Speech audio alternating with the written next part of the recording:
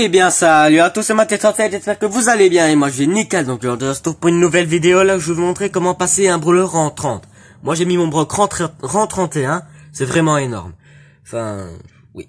Après là c'est après la réinitialisation, donc ça m'a remis à 950 je pense, puis j'ai subi quelques petites défaites et tout, donc voilà, quelques petites, seulement quelques. Non, en fait il est 28. Ouais, j'aime bien faire ce genre de montage là. Après mon broc, j'ai rushé en duo survivant aléatoire, donc c'était un petit peu plus compliqué, vu que d'une game à l'autre, tu pouvais changer de partenaire. Donc regardez sur celle-là, t'avais même un Karl à 20 trophées avec une unité à 779. Bah ça pouvait vraiment changer. Hein. Moi ça va, je suis tombé avec un beau, enfin il y avait beaucoup de beaux ici, c'était 1000 lacs. Ouais bon, voilà, je suis tombé avec un adversaire correct.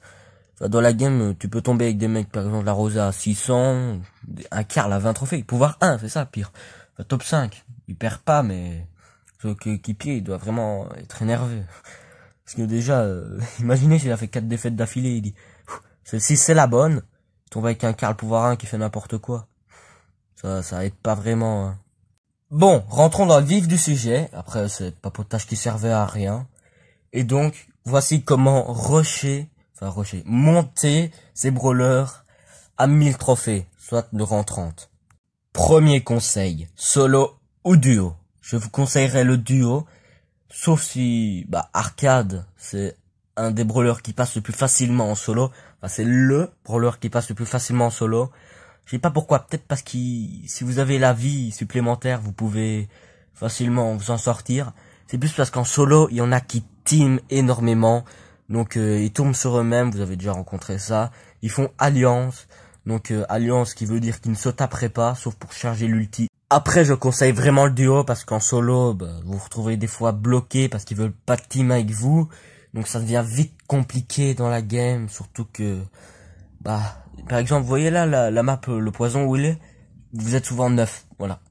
Donc pour voir une idée de la taille du poison quand vous êtes 9, voilà. Donc après, ça devient vraiment compliqué parce que celui qui fout le bordel et qui vous tue en premier, vous avez bien le seum parce que vous avez fait top 9, vous avez perdu énormément. Je pense que c'est moins 10 aussi. Moins 10, ça fait mal, très très mal.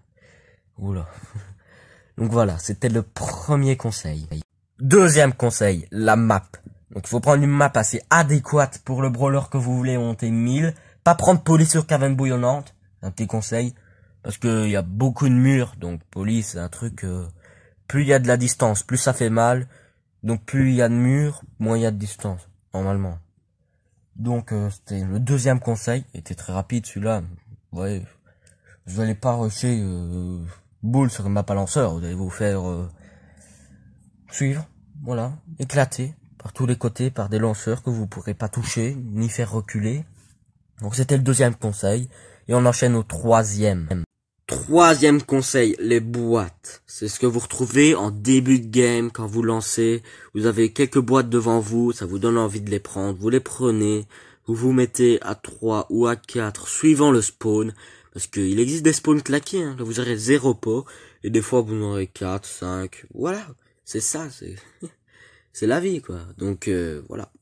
Après, il y a un ordre spécifique pour les prendre parce que il faut prendre les pots qui ont plus de chances d'être prises. Comme ça, au lieu de peut-être être à 2, vous pouvez être à 3. Parce que par exemple, au spawn, vous avez normalement une pot, ou une potion Power Cube, tout en bas, en haut, à droite, à gauche. Vous en avez certainement des fois une. Voilà, vous en avez une. Ça dépend de votre chance ou malchance, voilà. Enfin, celle-là, vous pouvez la prendre plus tard. Vous savez que il y aura des gens qui vont peut-être la prendre après, mais plus tard.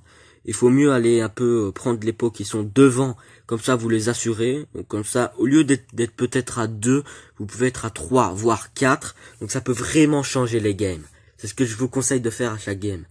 Après, si on n'a pas des très proches et qu'elles sont toutes loin, je vous dis pour éviter le fight, vous pouvez prendre la pot qui... Enfin voilà, toujours prendre les pots qui ont plus de chances d'être prises. Quatrième conseil qui n'est autre que la game en elle-même.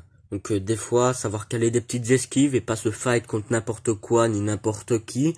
Par exemple, vous avez un corbac par exemple 10 gemmes, ne pas lui chercher la guerre du tout, plutôt laisser, voilà, regardez par exemple cette game là, enfin ça c'est pour l'exemple des pots. J'ai pris les deux là parce que celle-là qui était un peu plus bas, je savais qu'elle était sécurisée.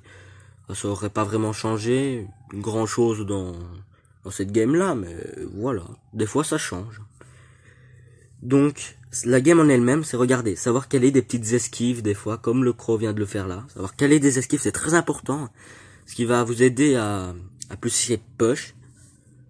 Donc la game en elle-même, il y aura plusieurs étapes. Hein. Pas se faire coincer, essayez de pas se faire coincer. Parce que quand vous vous retrouvez coincé entre deux teams et le mur, bah c'est souvent compliqué de s'en échapper. Hein. Parce qu'elle est toujours là pour essayer de vous déboîter. Donc pas fight n'importe qui. Hein.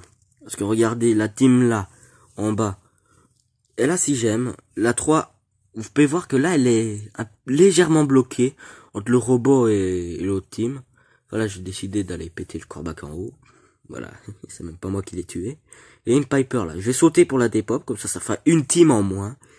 Toujours sauter sur les adversaires. Enfin, des fois, oui, vous tuez un adversaire en duo, il faut toujours tuer l'autre. Enfin, essayer de chercher l'autre, de le faire pousser sur les teams. Car, comme ça, vous aurez une équipe en moins. Et au lieu de peut-être faire top 4, vous pouvez faire top 3. Ça change vraiment la game, ça aussi. Donc là, j'en ai parlé. Pousser les teams vers les autres. Donc dès qu'une team recule, c'est signe de faiblesse. Faut en profiter. Comme ça, vous continuez de la faire reculer sur les autres teams. Et à force, vous la coincez. Et justement, vous pouvez descendre à 4, voire 3 équipes. Ce qui est vraiment très intéressant. Puis après, il y a cette fin là. Vous voyez, là où on reste planqué. En attendant que cette team se fasse des pop. Enfin, à peu près tout le monde fait ça au top 3 pour essayer de pas se faire classer. Et voilà, donc c'était tous les conseils pour pouvoir rusher le rang 30. Vous voyez que là, elle a pas mal timé, elle aurait pas dû. Enfin, elle a tourné, elle a fait signe, voilà, j'ai gagné. Et non, top 1. J'espère que cette vidéo vous aura plu. C'était ma tête en tête, on se retrouve pour d'autres. Abonnez-vous, likez, ciao ciao.